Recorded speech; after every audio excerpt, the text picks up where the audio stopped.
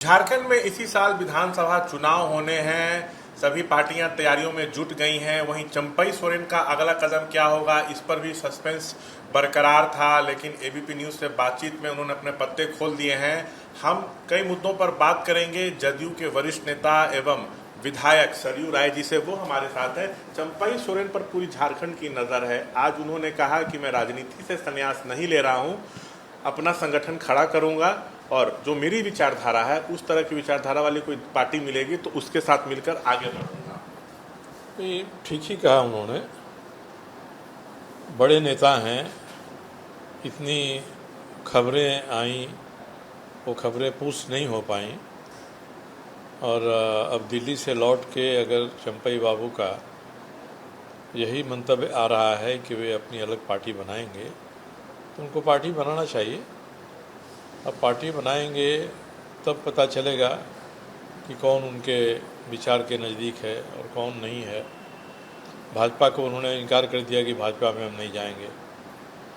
अगर महसूस करते हैं कि जनता दल यू उनके विचार के नज़दीक है तो जनता दल यू से बात कर सकते हैं, बिहार के मुख्यमंत्री से बात कर सकते हैं, जनता दल यू के साथ आ सकते हैं, या और जो क्षेत्रीय पार्टियां बचती हैं उनके साथ जाएंगे तो उनको चंपई बाबू को कितना लाभ होगा इसका ये नहीं कहा सकता है, भले ही दूसरे लोग उनके कारण से लाभान्वित हो जाए।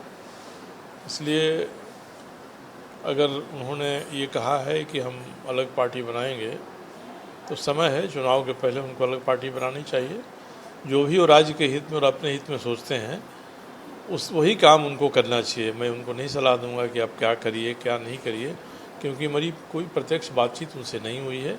मौका मिलता है, पसंद करेंगे बातचीत करना तो बातचीत करके ज़रूर हम कहेंगे कि आपको एनडीए फोल्डर में रहना चाहिए और बेहतर होगा आप जनता दल यू के साथ आइए। वैसे सर, जिस तरह से उनको सीएम पद से हटाया गया, वो कह रहे हैं कि हमको अपमानित किया गया, लेकिन एक तरफ ये भी देखा जाए ना कि जब हेमंत जेल गए तो कई पार्टी में नेता थे जिनको चाहते तो वो सीएम बना सकते थे, लेकिन उन्होंने मौका तो दिया चंपई को। चंपई सोरेन सबसे सीनियर नेता थे और गुरुजी शिबू सोरेन हैं उनके नज़दीक भी थे, तो उन्होंने वरीयतम नेता को बनाया।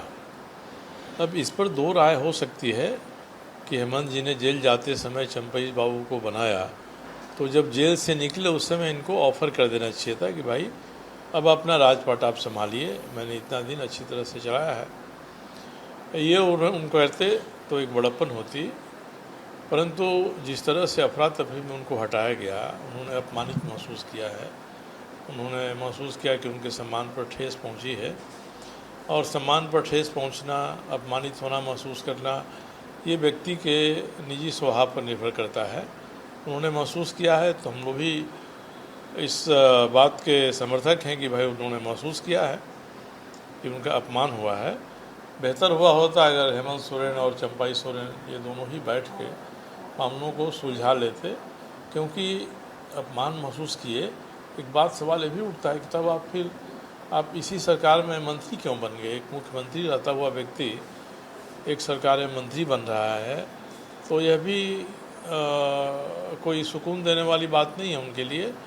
मगर अपमानित हुए, वे महसूस करते हैं कि अपमानित हुए, तो हर आदमी को मानना चाहिए कि उनका अपमान हुआ है और अपमान की प्रतिक्रिया में वो कोई कदम उठाएंगे तो वो कदम कितना राज्य के हित में है, कितना उनके हित में है, ये तो उसी समय पता चलेगा। सर, आप भी बड़े नेता हैं झारखंड के। आप बीजेपी में थे, मंत्री थे, निर्दलीय लड़े, रघुवर दास को आपने हरा दिया। कहा जाता है इसी कारण बीजेपी को पूरे चुनाव में बहुत झटका लगा। अब आप जदयू में आ गए हैं, जदयू का आप चेहरा हैं झारखंड में, तो क्या चाहते हैं? एनडीए में कितनी सीटें बीजेपी आप लोग को दें? देखिए, सीट शेयरिंग की बात बिहार के मुख्यमंत्री नीतीश कुमार हैं, उनके कार्यकारी अध्यक्ष संजय झा हैं, ये भाजपा के केंद्रीय नेताओं से बात करके तय करेंगे। मैं तो जुम्मा 4 दिन हुए मैं गया हूँ और मैंने तो वहाँ कदम ही रखा है, इसलिए इसके बारे में कुछ कहूँ मुनासिब नहीं होगा। नीतीश कुमार जी, संजय झा जी तय करेंगे कि कितनी सीट उनको मिलनी चाहिए। सीट अधिक संख्या में लेना महत्वपूर्ण नहीं है, महत्वपूर्ण ये है कि हमारे पास दमदार उम्मीदवार किसी खास क्षेत्र से कौन कौन है जिसको हम खड़ा करा के एनडीए का उम्मीदवार के रूप में जिता सकते हैं। ऐसे चेहरे सामने आएंगे तो जितने चेहरे आए उतनी ही सीटों पर संतुष्ट होना चाहिए। एक आखिरी सवाल, जमशेदपुर ईस्ट से आप विधायक हैं, आपकी तैयारी कैसे चल रही है सर? आप तो चुनाव लड़ेंगे? मैं चुनाव लड़ूंगा, जमशेदपुर पूर्वी से ही चुनाव लड़ूंगा और मेरी तैयारी हमेशा समान रूप से रोज़ ही चलते रहती है, यहाँ रहता हूँ तब।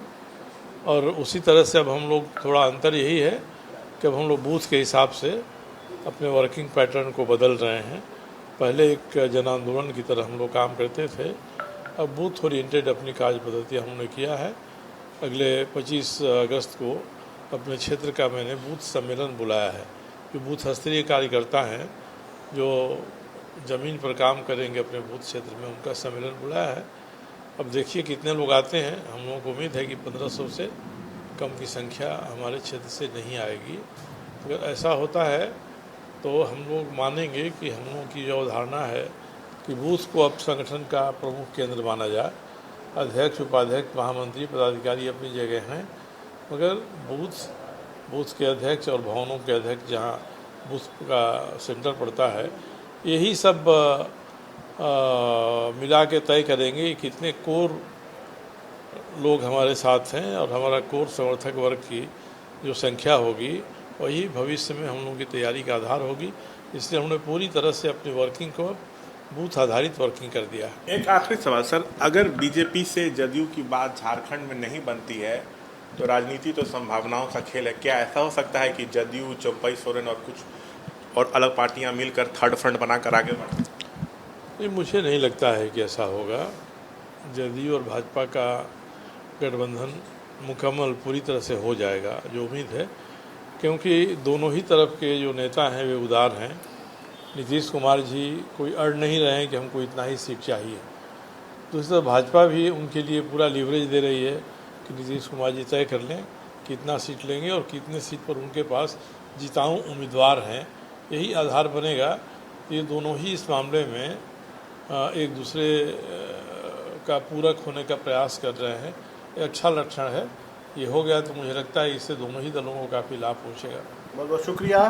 तो ये थे तमाम मसलों पर बातचीत करते हुए सरयू राय। कैमरा पर्सन विशाल राय के साथ शशांक कुमार, एबीपी न्यूज़, जमशेदपुर।